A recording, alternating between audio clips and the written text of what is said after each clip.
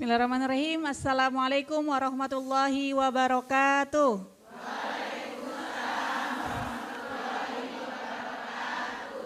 Hari kelahiran adalah waktu yang tepat untuk merefleksi diri, momen untuk bersyukur atas nikmat kehidupan yang diberikan Allah Subhanahu wa Ta'ala. Lantas, bagaimana konsep milad dalam Islam? Pemirsa, bersama kita telah hadir Ustadz Rahmat Ja'far atau lebih akrab disapa Abi Raja yang akan membahas tema kita pada hari ini, yaitu milad dalam perspektif Islam. Assalamualaikum, Bi. Sehat, Bi? Alhamdulillah sehat walafiat. Dan di program Lentera Hati kali ini kita sudah bersama dengan ibu-ibu dari Majelis Taklim Al-Muhajirin Sidomulyo, Majelis Taklim Al-Ikhlas Bongo Ayu, Majelis Taklim Kecamatan Bolyohuto Al-Hidayah, Majelis Taklim Al-Istiqlal Sidomulyo Selatan, Majelis Taklim At-Taqwa Sidodadi, Majelis Taklim Al-Muawanah Monggolito, yang kesemuanya berasal dari Kecamatan Bolyohuto, dan yang terakhir Majelis Taklim Al-Muhajirin Karya Mukti Kecamatan Moatilango. Assalamualaikum ibu-ibu. Sehat semuanya? Alhamdulillah. Baik, Abi, tema kita pada hari ini milad dalam perspektif Islam. Sebelum masuk ke situ, Abi, hakikat milad itu apa sih, Bi? Tafadhol. Baik, saya sapa dulu semuanya ya. Assalamualaikum warahmatullahi wabarakatuh. Ibu-ibu sehat semuanya? Insya Allah semuanya dimudahkan ya urusannya, dilapangkan rezekinya, dilunasi utang-utangnya. Ya, konsep milad dalam Islam. Pertama kita kaji dulu apa itu milad. Milad itu artinya hari kelahiran. Jadi dari kata walada yalidu. Ya, milad adalah hari kelahiran. Jadi kita gambarannya secara umum ya, konsep milad atau hari kelahiran dalam Islam. Apakah patut dirayakan atau tidak? Itu satu ya. Kalaupun dirayakan, bagaimana tata caranya? Bagaimana pandangan Islam pada cara itu? Gitu ya.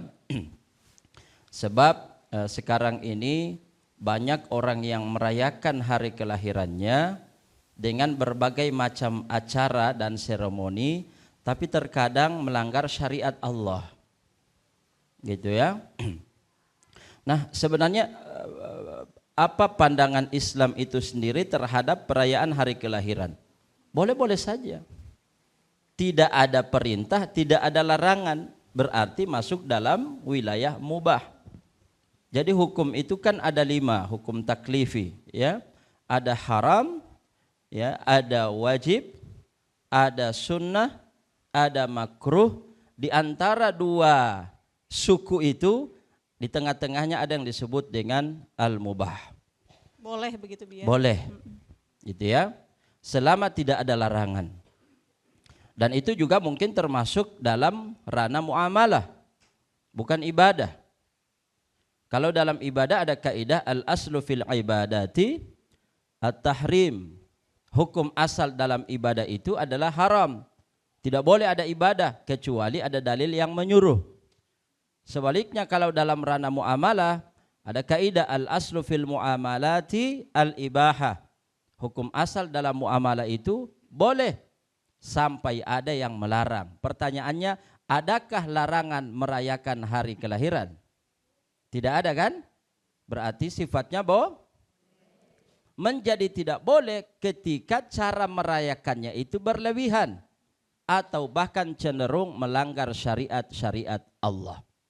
Contoh, ada pemborosan, bikin makanan, tapi kemudian makanan itu ditumpah-tumpahkan, beli kue yang mahal ratusan ribu, kemudian dicaplokan ke wajah orang yang hari ulang tahun itu menjadi haram. Kue kok dimubazirkan begitu? Tidak boleh. Kan sering kita melihat ada orang yang buat kue ulang tahun mahal-mahal, bikin surprise, tapi tiba-tiba ditempelkan ke wajah orang yang itu sebenarnya bukan penghormatan, malah penghinaan.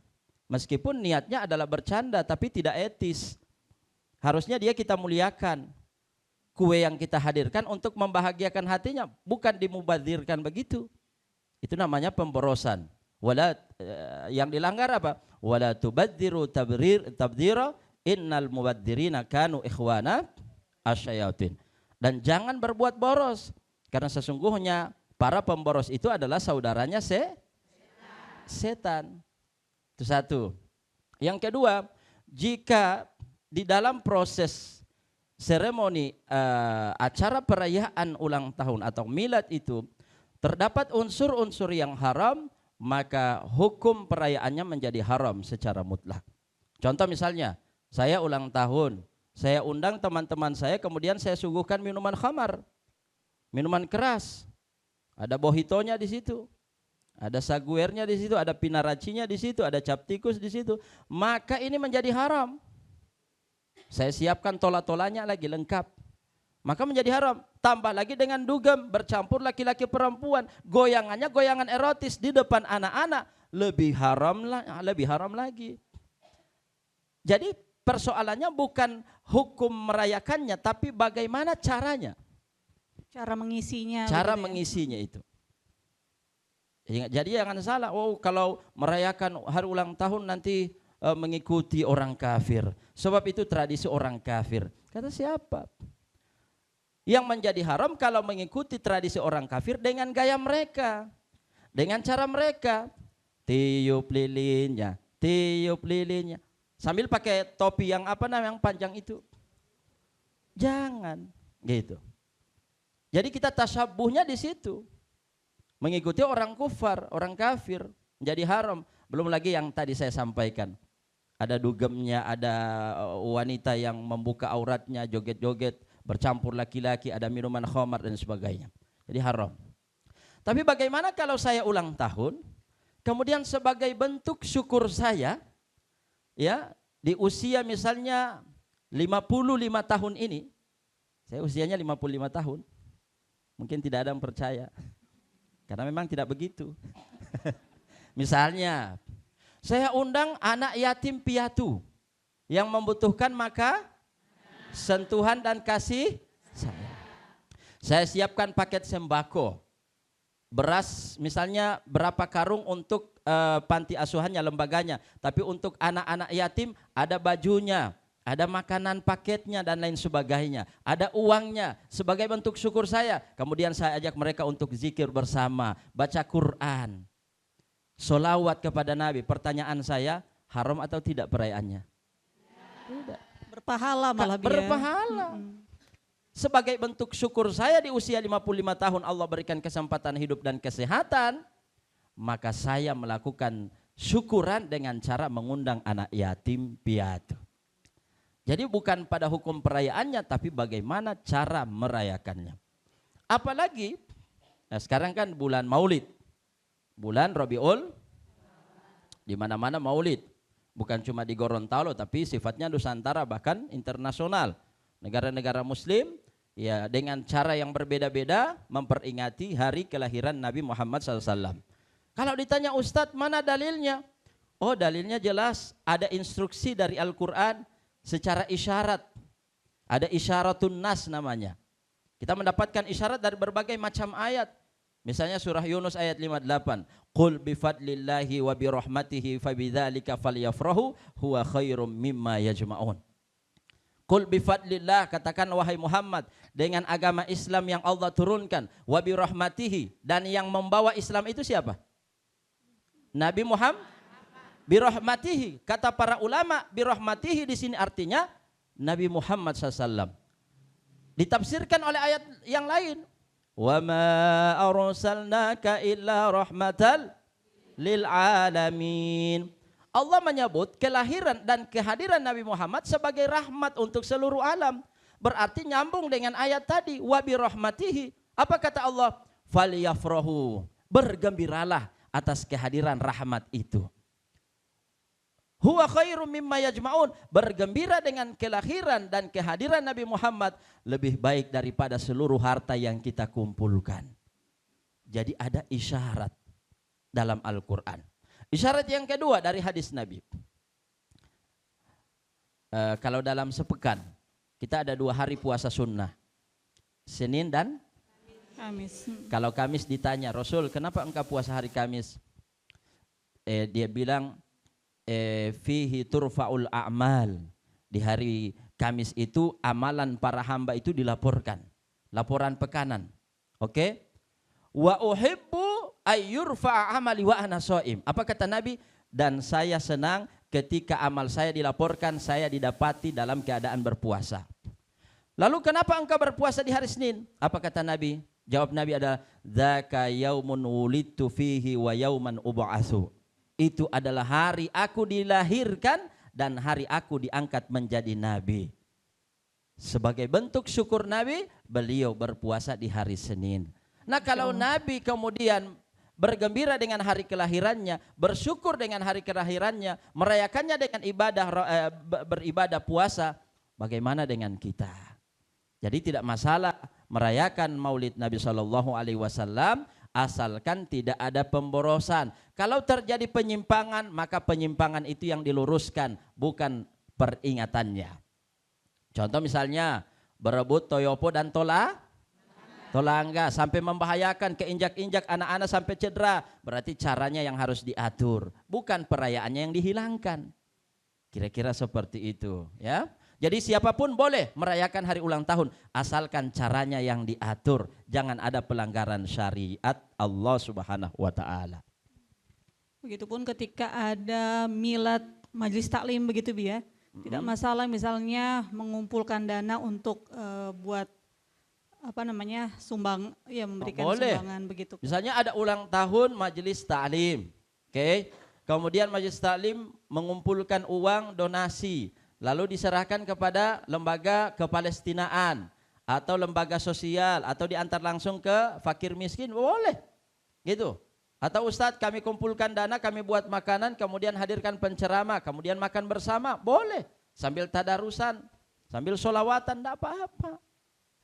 Gitu ya. Iya. Abi, terkait milad Bi ya, boleh tidak kita berdoa kepada Allah untuk dipanjangkan umur Abi?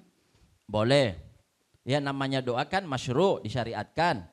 Termasuk Allahumma tawwil a'marona, ya Allah berikan kami umur panjang. Itu permohonan. Walaupun usia kita ini sudah tertakar, tidak mungkin tertukar. Jadi usia saya misalnya Allah takar 60 tahun. Ada saya Rahmat Jafar, ada Rahmat Abdullah misalnya. Rahmat Abdullah usianya 55 tahun, tidak akan tertukar usia saya dengan dia. Meskipun sama-sama Rahmat Jafar namanya. Ya, walaupun nama Rahmat Jafar banyak di Gorontalo kan. Gitu. Teman saya namanya juga Rahmat Jafar. Oke, maka usia kami sudah ditakar dan tidak mungkin tertukar. Tapi kalau saya bermohon ya Allah panjangkan umur saya, boleh-boleh saja. Makna panjangkan dalam doa ini adalah ya Allah berkahi umur saya. Makanya di dalam surah Yasin kan ada ini juga kan, ada kata dipanjangkan umur kan. Wa man nu'ammirhu nunakkishu fil khalq. Wa man nu'ammirhu, siapa yang kami panjangkan umurnya, nunakkishu fil khalq, maka akan kami lemahkan fisiknya. Enggak apa-apa. Karena memang tabiat manusia itu ingin hidup lebih lama di dunia. Ya. Yawaddu ahaduhum law yu'ammaru alfasanah wa ma huwa bimuzahzihi minan nar wa ma huwa muzahzihi minal adab ay yu'ammar. Di antara manusia ada yang ingin dipanjangkan umurnya sampai 1000 tahun. Padahal dia tidak sadar kalau amalnya tidak baik, 1000 tahun itu tidak akan mengurangi jatah adabnya di hari kiamat. Tidak akan pengaruh. Jadi masalah usia itu masalah kualitas bukan kuantitas. Kuantitasnya misalnya hanya 50 tahun, tapi kualitasnya sama dengan orang hidup yang 100 tahun. Luar biasa. Jadi fitrah manusia itu ingin hidup lama-lama di dunia. Buktinya kalau kita berdoa, ya Allah panjangkan umur saya. Saya tidak yakin di antara ibu-ibu jamaah yang hadir ini ada yang pernah berdoa, ya Allah pendekkan umur saya. Pasti panjangkan. Kalaupun ada yang pernah bahas status di Facebook, ya Allah datang ambe jo. Saya yakin waktu itu dia lagi emosi. Waktu itu dia lagi galau, tapi kalau sadar lagi, ya Allah jangan, tidak jadi.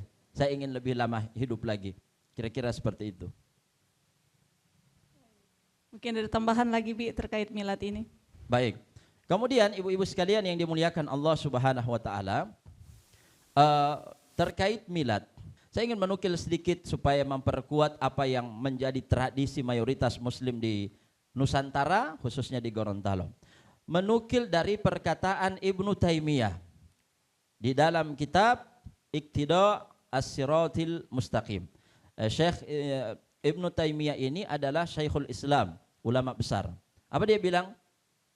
Fata'zimul maulidi wattikhadhuhu mausiman qad yaf'aluhu ba'dun nasi wa yakunu lahu fihi ajrun 'azim liqasdi li husni qasdihi wa ta'dhimihi li Rasulillah sallallahu alaihi wasallam. Apa kata beliau? Dan ta'zimul maulid, mengagungkan hari kelahiran Nabi, ya, kemudian menjadikannya rutinitas setiap tahun, sudah dilakukan oleh sebagian besar orang.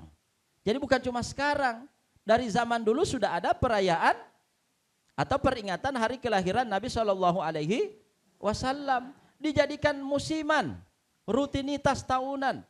Ya, apa kata beliau? Orang yang merayakannya mendapatkan pahala yang agung, mendapatkan keberkahan yang besar. Karena apa? Karena dua hal. Yang pertama karena niat baiknya, kemudian yang kedua mengagungkan Rasulullah Sallallahu Alaihi Wasallam. Makanya ulama-ulama dulu kalau mau merayakan atau memperingati hari kelahiran Nabi Muhammad SAW, mereka membaca kitab-kitab maulid. Kitab maulid banyak, macam kitab Barzanji, ya, banyak, ada Dibai, ya, itu semuanya adalah kitab yang menceritakan tentang sirah nabawiyah Shallallahu Alaihi Wasallam. Dan kalau ada yang tanya, Ustadz, kira-kira kalau tradisi bikin makanan ada enggak? Walimah ada. Itu terjadi pada seorang Raja Muzaffar, Al-Kubkuri namanya, Raja Muzaffar yang ada di Irak sana, di Irak, daerah Irak. Waktu itu dia memimpin Irak, kemudian dia undang para pemimpin negara lain, dia hadirkan di Irak sebagai tamu negara, dia siap, dan seluruh rakyat dia undang, bukan cuma pemimpin negara, rakyat kecil juga dia undang. Apa yang dia siapkan? Uang 1.000 dinar. 1.000 dinar, sekitar 8 miliar lebih kalau kita konversi sekarang.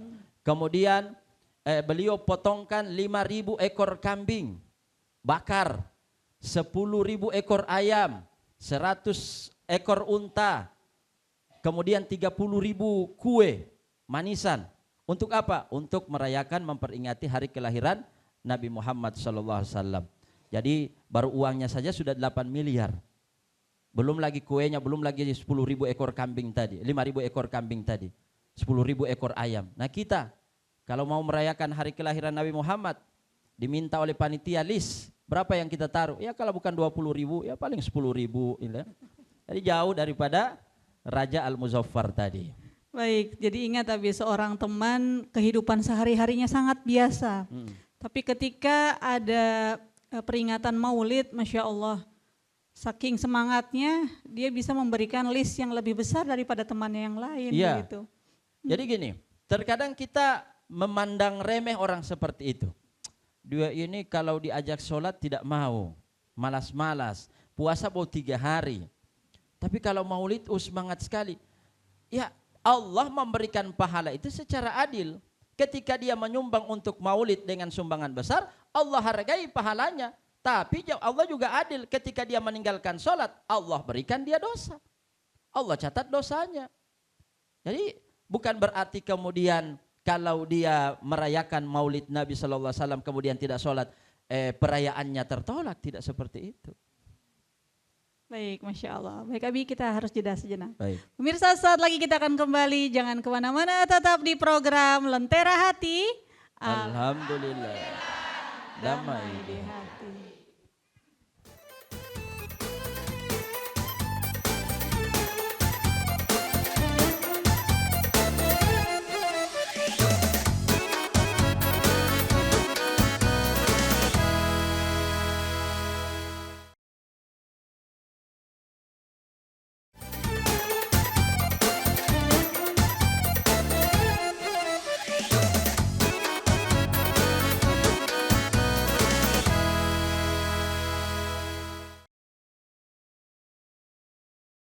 Pemirsa, kembali lagi di program Lentera Hati.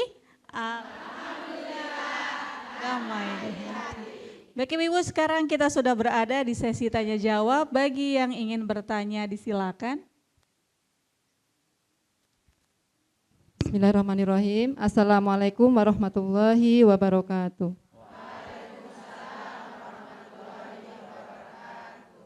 Nama saya Siti Nursi Ampairin, saya dari Majelis At-Taqwa, Majelis Taklim At-Taqwa Sidodadi. Pertanyaan saya terkait dengan milad. Di sini kebanyakan jika mengadakan milad untuk pribadi itu di samping bagi-bagi makanan, kemudian ada kue ulang tahun dan tiup lilin, kemudian menyanyi lagu ulang tahun. Itu bagaimana Ustaz? Apakah itu dibenarkan dalam Islam atau bagaimana? Terima kasih. Baik, tiup lilin dan lain sebagainya, boleh tidak Bi? Iya, nanti khawatir jadi tasyabuh, menyerupai tradisi orang kafir. Kalau di orang kafir itu bisa menjadi ibadah. Nah, khawatirnya kalau kita ikuti berarti kita masuknya pada ranah tasyabuh dan itu berdosa. Sehingga kalau dikipas tidak ditiup. Kuenya ada, lilinnya ada tapi enggak begini, kuenya ada, enggak usah pakai lilin. Kan sama aja kan? Apa pengaruh lilin terhadap kue itu? Apakah karena tidak ada lilin kuenya tidak bisa dimakan? Kan tetap ya. Lagian juga kalau ada lilin kan lilinnya tidak dimakan. Ya kan? Jadi tinggal seremonial seperti itu yang diatur, dihilangkan saja. Adapun yang baik disisakan, dipertahankan. Persediaan kue tetap ada, lilinnya dihilangkan. Nyanyinya mungkin iya tetap ada, tapi liriknya atau isinya yang diganti. Supaya tidak terbuai, karena lagu ulang tahun itu semuanya adalah harapan-harapan. Mestinya di hari kelahiran itu bukan berbahagia, tapi bersedih. Kenapa bersedih? Hakikat ulang tahun itu adalah mengingatkan kita bahwa jatah hidup kita sudah berkurang. Coba lihat perkataan ulama besar Hasan Al-Basri. Hasan Al-Basri mengatakan ini, Ya ibna Adam innama anta ayyamun idza dhahaba yaumuka dhahaba ba'duka. Hei anak Adam, wahai manusia, kamu hidup itu hanya kumpulan hari. Satu harimu yang telah berlalu telah mengurangi jatah hidupmu. Artinya kalau dia ulang tahun di hari ke-6 di umur ke-60, seandainya umurnya hanya 63 tahun, berarti 3 tahun lagi dia mati. Kan tidak ada orang makin lama hidup di dunia makin panjang usianya. Makin lama hidup di dunia makin pendek usia. Sementara isi lagu-lagu ulang tahun itu semuanya harapan sehingga kita terbuai. Oma-oma yang ulang tahun 65 tahun joget-joget juga. Harusnya dia menangis. Harusnya dia bersedih. Kalau usia saya 66 tahun, setahun lagi saya akan mati. Jadi hari ulang tahun itu adalah momentum terbaik untuk muhasabah, evaluasi. Ingat-ingat kebaikan, ingat-ingat keburukan. Ya Allah, selama 65 tahun ini ngapain aja? Bagaimana sholat saya? Bagaimana puasa saya? Saya sakit sedikit nggak sholat. Mestinya sampai mati tetap sholat. Kan gitu. Jadi jadikan sebagai momentum untuk muhasabah. Kira-kira seperti itu. Jadi kalau pertanyaan apakah berdosa, saya tidak berani menghukumi berdosa atau tidak. Cuma saya ingin memberikan saran saja, dihilangkan yang tidak ada manfaatnya itu.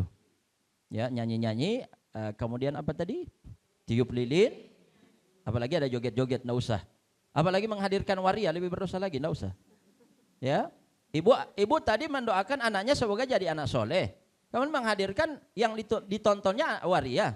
Ya kita secara tidak langsung mengajarkan dia, nak, kamu berhasil nanti sukses kalau ikut dia. Ya, ikut jejak dia. Jangan begitu. Jadi kalau mau hadirkan penyanyi yang normal-normal aja. Kalau perempuan tulen, laki-laki tulen. Karena hanya ada 2 jenis kelamin di dunia ini, hanya dzakar dan unsa. Iya kan? Hanya laki-laki dan perempuan. Allah menciptakan manusia dari Adam dan bukan Adam dan Jono. Iya kan? Kira-kira seperti itu. Baik, insya Allah bisa dipahami Ibu ya. Selanjutnya Bu, masih ada yang ingin bertanya? Silakan Ibu. Bismillahirrahmanirrahim. Assalamualaikum warahmatullahi wabarakatuh. Waalaikumsalam. Nama saya Rostin Janwa dari Majelis Taklim Al-Muhajirin Desa Karyamukti, Kecamatan Mootilango. Pertanyaannya, amalan-amalan apa saja yang utama dan lebih utama yang kita laksanakan dalam memperingati Maulid Nabi Muhammad Sallallahu Alaihi Wasallam, sekalipun kita berbeda suku, berbeda cara pelaksanaannya ataupun perayaannya. Terima kasih. Wassalamualaikum warahmatullahi wabarakatuh. Baik, adakah amalan khusus Abi dalam memperingati kelahiran Nabi Muhammad Ini SAW? kita sekaligus disclaimer ya, jawaban saya terhadap pertanyaan tadi sekaligus disclaimer bahwa tidak ada amalan khusus dalam rangka memperingati dan merayakan hari kelahiran Nabi Muhammad SAW. Tidak ada amalan khusus. Tapi kalau ditanya apa amalan yang bisa kita lakukan, maka yang pertama adalah memperbanyak sholawat kepada Nabi. Perbanyak sholawat kepada Nabi. Sebab yang kita peringati hari kelahirannya adalah manusia yang Allah bersolawat kepadanya. Inna Allah wa malaikatahu yusalluna ala nabi. Ya ayyuhalladzina amanu sallu alaihi wa sallimu taslima. Itu ayat Al-Quran yang sering dipesankan oleh para khotib setiap hari Jumat di mimbar-mimbar khutbah. Itu ayat. Sesungguhnya Allah dan seluruh malaikatnya bersolawat ala Nabi, kepada Nabi Muhammad. Ya ayyuhalladzina amanu, Allah menyeru, wahai orang yang beriman. Benar-benar beriman, coba buktikan. Sallu alaihi, bersolawatlah kepadanya. Wasallimu, kirimkan doa keselamatan kepadanya. Taslima, sebanyak-banyaknya. Jadi satu. Yang kedua, kalau kita mengikuti para ulama-ulama, maka cara merayakan dan memperingati hari kelahiran Nabi Muhammad yang biasa mereka lakukan adalah qiraatu kitabis sirah an-nabawiyah, membacakan kitab-kitab yang berkaitan dengan sirah nabawiyah. Apa itu sirah nabawiyah? Kisah perjalanan Nabi Muhammad dari sejak lahir sampai dia mati. Itu namanya sirah nabawiyah. Sirah artinya perjalanan. Dua itu saya kira sudah cukup. Adapun kalau mau buat makanan itu relatif. Itu ya tergantung, kalau ada kemampuan bikin makanan. Sebagaimana dilakukan oleh Raja Muzaffar tadi. Tapi kalau tidak ada makanan, apakah kita tidak perlu merayakan? Tetap. Caranya tadi, perbanyak sholawat, baik sendiri maupun berjamaah, atau membacakan kitab-kitab sirah. Kalau kitab-kitab sirahnya berbahasa Arab, maka undang yang bisa menerjemahkan. Kalau terlalu panjang durasinya dan mungkin ibu-ibu ngantuk-ngantuk Ustaz kalau 2 jam pembacaan kitab sirah, maka cukup setengah jam sampai 1 jam. Undang Ustadz yang menyampaikan ceramah tentang akhlak Nabi Sallallahu Alaihi Wasallam. Dan itu biasanya kita kenal dengan acara nasional. Ada acara tradisional. Acara nasionalnya adalah ceramah secara singkat, kemudian nasionalnya adalah pembacaan kitab Barzanji dan kitab-kitab maulid lainnya. Kira-kira begitu Ibu ya. Insya Allah bisa menambah kecintaan kita kepada Nabi Ibu ya. Amin. Baik, ke sebelah kanan saya lagi ada yang ingin bertanya Bu. Silakan. Bismillahirrahmanirrahim.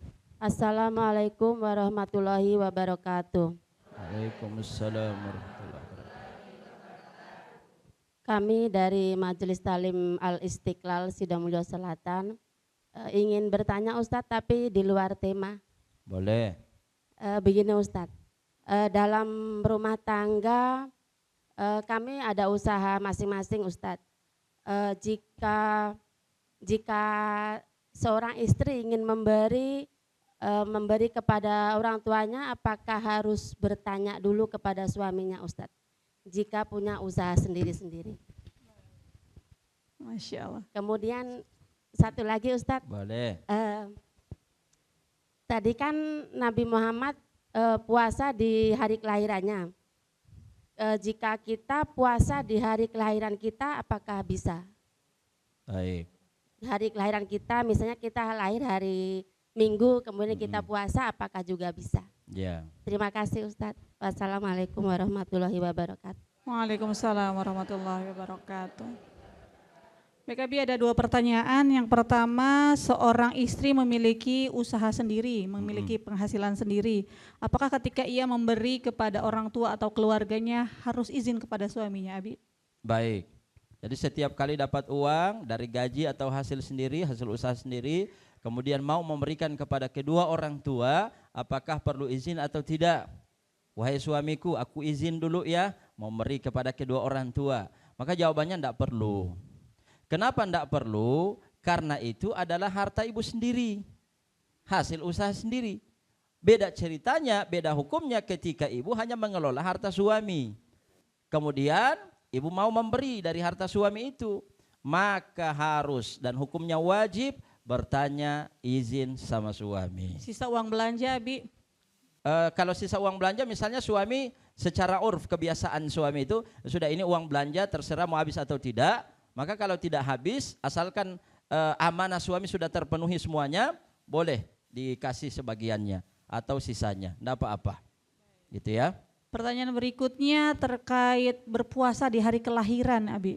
Iya, misalnya tanggal ibu lahir jatuhnya hari Senin, tahun ini misalnya jatuhnya hari Senin, lalu ibu berpuasa hari Senin itu mengikuti sunnah Nabi, sekaligus diniatkan ya ini kan hari kelahiran saya mau ulang tahun kan kebetulan, mau berpuasa, cara syukurnya berpuasa, boleh atau tidak? Boleh, boleh saja. Kan tidak ada larangan. Di luar hari Senin dia di hari-hari yang dilarang misalnya, Bi. Kecuali di luar hari Senin atau di luar hari Kamis, maka sebaiknya tidak. Meskipun boleh-boleh saja, tapi ma'al karoha, ya, dimakruhkan, gitu ya. Kenapa? Karena nanti kita mengikuti kaidah umum bahwa dimakruhkan berpuasa di hari Jumat, Sabtu dan Ahad dengan menunggalkan hari itu. Misalnya saya puasa hari Jumat, tapi Jumat tok.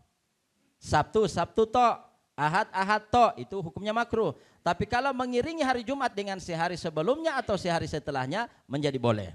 Contoh, saya berpuasa hari Jumat, saya iringi dengan Sabtu, jadi boleh, tidak jadi makruh. Hari Sabtu diiringi dengan hari Ahad, boleh, tidak jadi makruh. Ahad diiringi dengan Senin, boleh, jadi tidak jadi makruh. Jadi kalau ibu misalnya hari kelahirannya kebetulan jatuh di hari Ahad, maka boleh berpuasa, tapi setelahnya hari Senin juga tetap ikut berpuasa. Menghilangkan kemakruhan menunggalkan puasa dalam satu hari yang saya sebutkan tadi. Baik, insya Allah bermanfaat, Ibu. Selanjutnya silakan, Bu. Assalamualaikum warahmatullahi wabarakatuh. Waalaikumsalam warahmatullahi. Nama saya Nismatieni, perwakilan dari Majelis Ta'lim Al-Muhajirin Desa Sidomulyo. Kami hanya ingin bertanya Pak Ustadz,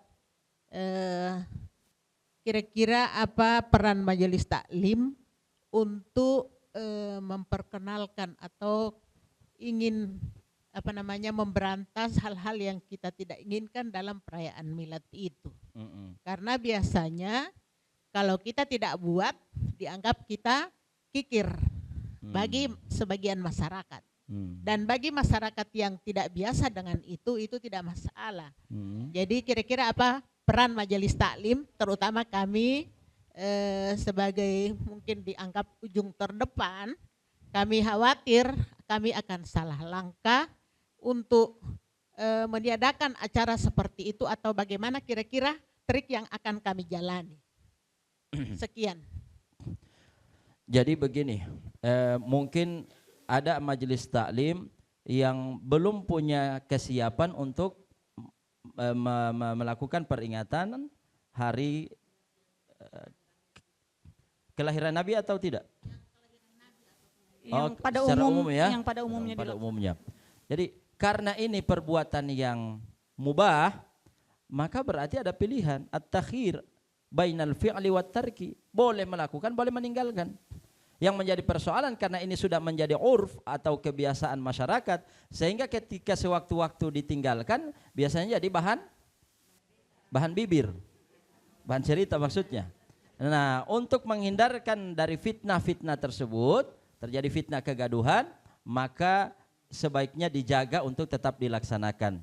Tapi kalaupun tidak dilaksanakan, maka harus memperbaiki cara komunikasi untuk memberikan pencerahan, pemahaman bahwa apa yang kami tinggalkan ini bukanlah sebuah kewajiban yang berakibat pada pencelaan secara hukum.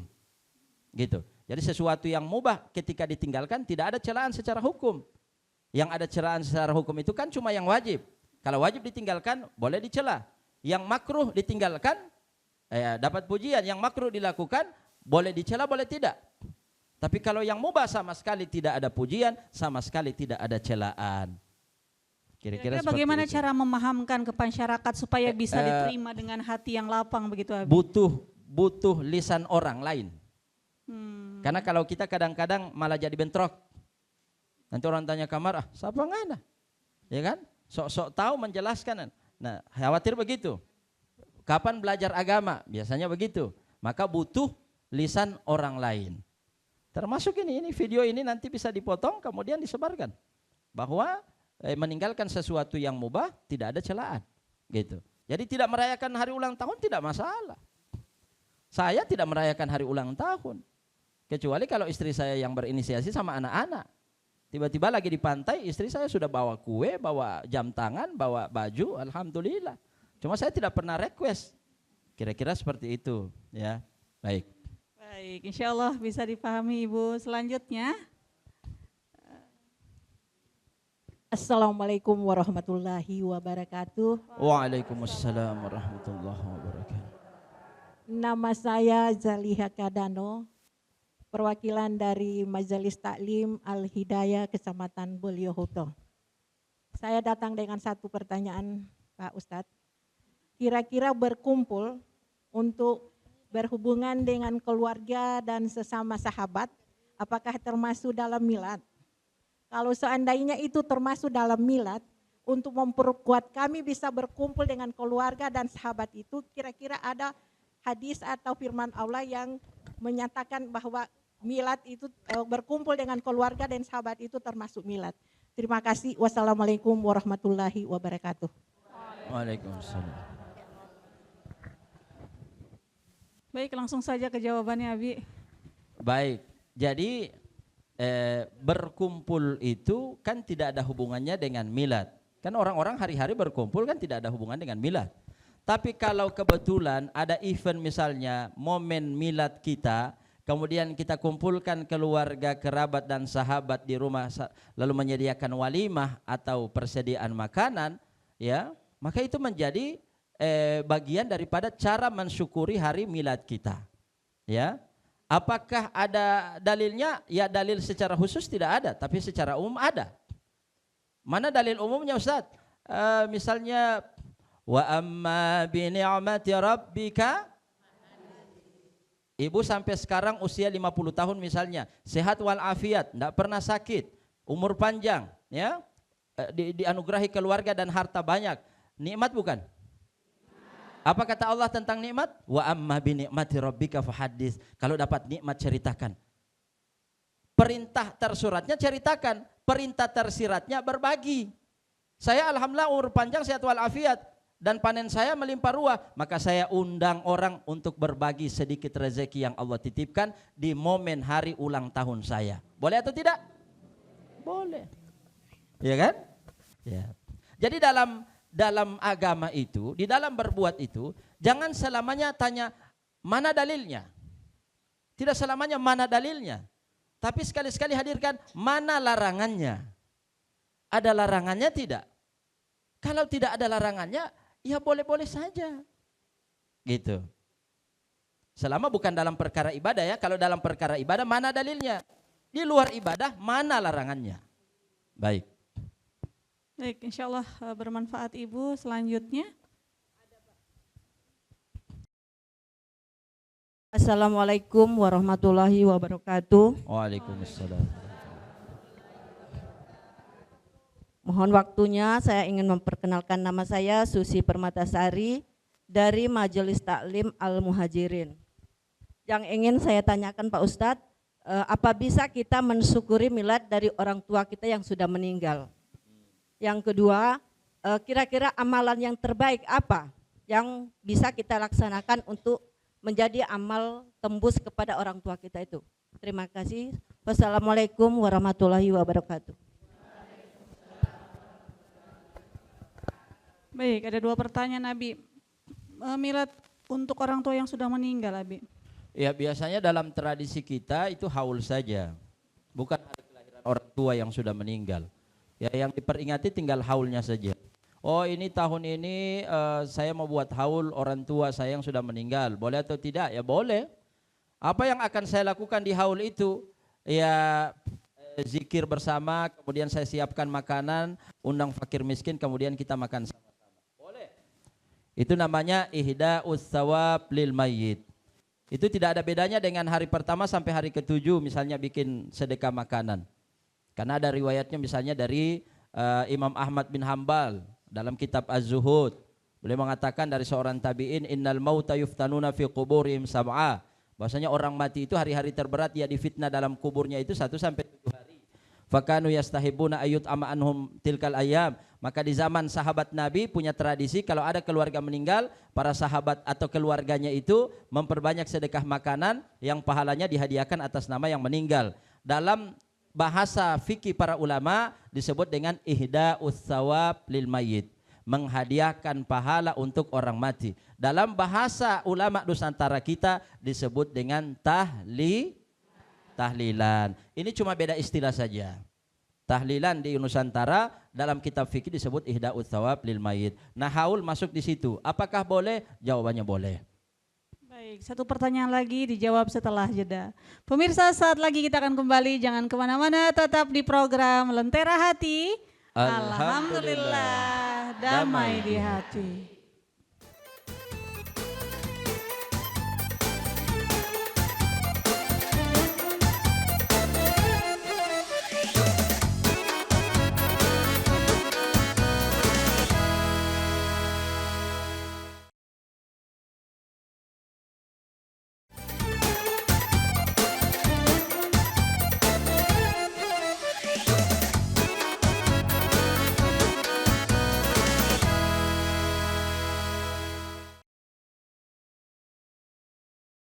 Pemirsa, kembali lagi di program Lentera Hati.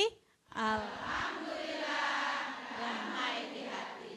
Baik Abi, pertanyaan yang tadi sempat terjeda, adakah amalan khusus yang pahalanya sampai kepada orang tua yang sudah wafat, Abi? Ada.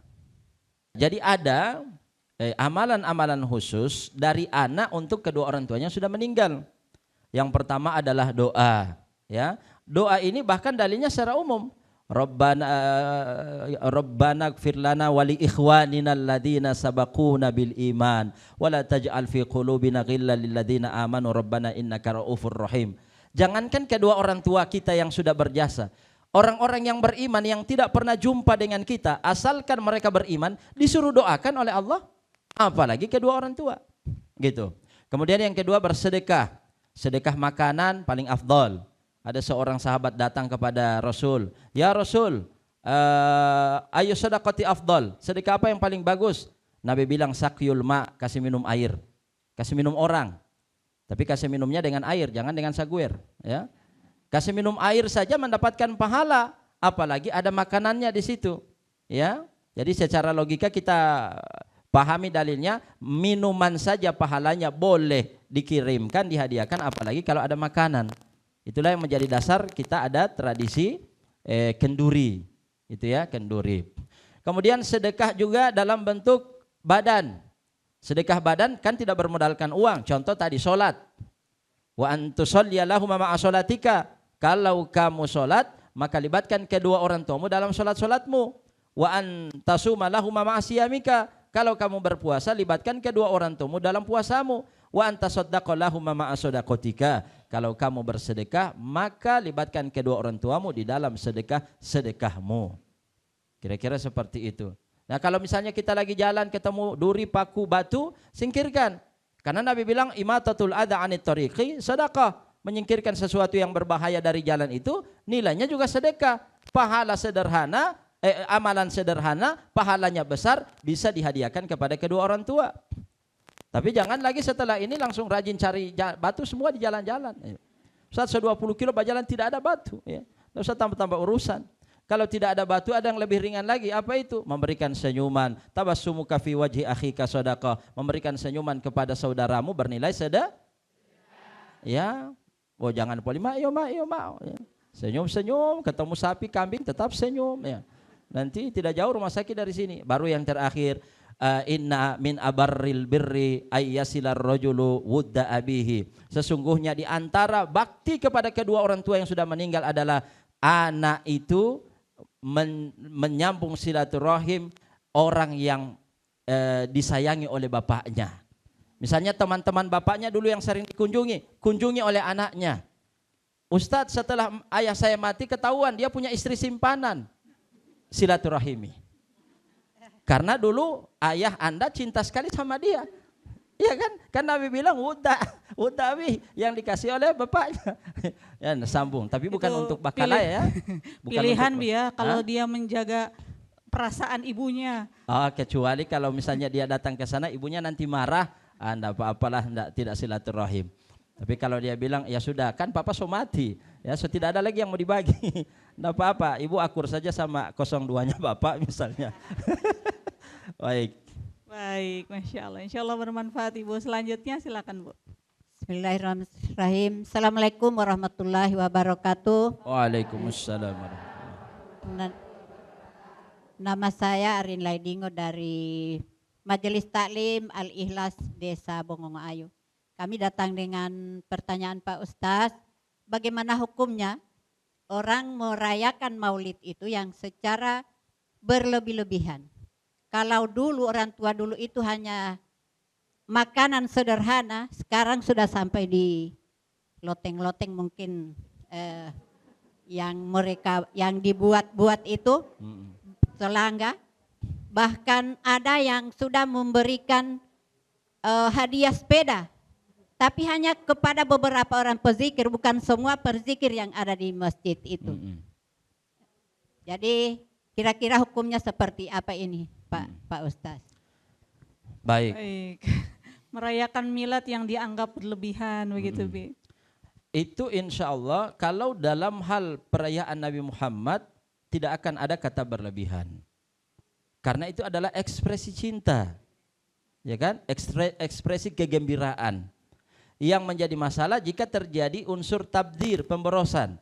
Misalnya sudah bikin tolangga yang modelnya kapal. Besok-besok pesawat. Misalnya full, luar ada gantung-gantung, di dalam juga ada isinya misalnya. Tapi setelah itu berebutan, ancur-ancur kuenya. Itu yang jadi tidak boleh.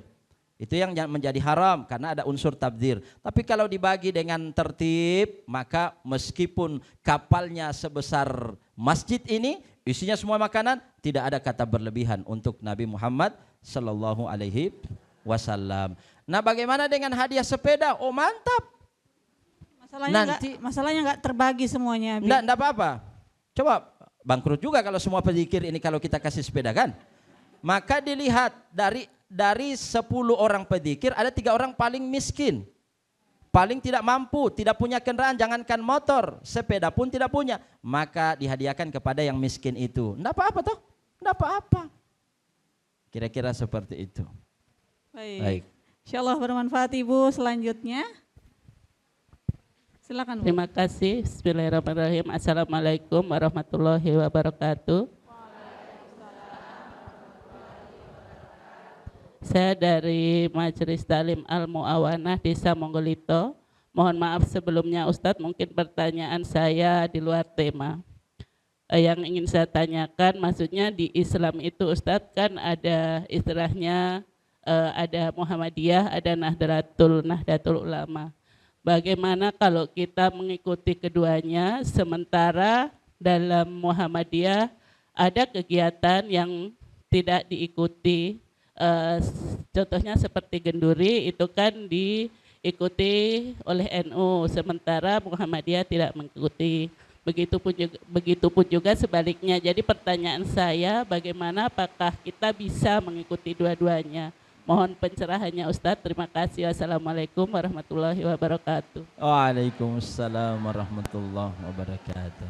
Baik, pengikut NU dan Muhammadiyah, Bi. Masya Allah. Ya, kita harus akui di Indonesia, khususnya di Gorontalo, bukan hanya NU, tapi juga ada Muhammadiyah. Dan perlu diketahui Muhammadiyah itu lebih tua daripada NU dan tidak kalah besar juga ya. Ini organisasi terbesar dua-duanya. Cuma antara keduanya bisa disatukan. Bersatunya dalam hal-hal yang disepakati. Adapun dalam hal yang diperselisihkan, diperdebatkan, kita butuh yang namanya toleransi. Ya, tidak boleh saling mencela, tidak boleh saling menghina, menganggap lebih baik satu sama lain, itu yang harus dihilangkan. Kalau misalnya Muhammadiyah tidak punya tradisi walima, bikin toyopo tidak masalah. Asalkan tidak mencela orang yang bikin. Orang yang bikin toyopo tidak masalah. Asalkan jangan menganggap orang tidak bikin toyopo bunggil bin piits. Apa itu bunggil bin piits? Bunggil wau piita. Dia bilang, oh kikir sekali, kaya-kaya tapi tidak mau. Enggak, mereka tidak bisa dicela. Kenapa? Karena itu pilihan. Itu hukumnya mubah. Tidak bersifat ibadah. Yang kalau ditinggalkan mendapatkan celaan secara syar'i. Jadi, nah, kalau Ustadz saya tinggal di lingkungan Muhammadiyah. Tapi kemudian saya kulturnya dari keturunan NU. Sudah menyesuaikan supaya Anda terterima di situ dan tidak membuat kegaduhan. Begitu juga sebaliknya, Anda orang Muhammadiyah kebetulan tinggal di masyarakat yang punya kultur NU, Nahdlatul Ulama, maka berleburlah, ya, meleburlah dan menyesuaikan, beradaptasilah. Kalau ada undangan kenduri, hargai karena persatuan di atas daripada perbedaan itu. Bersatu menyenangkan hati orang yang mengundang, hukumnya wajib.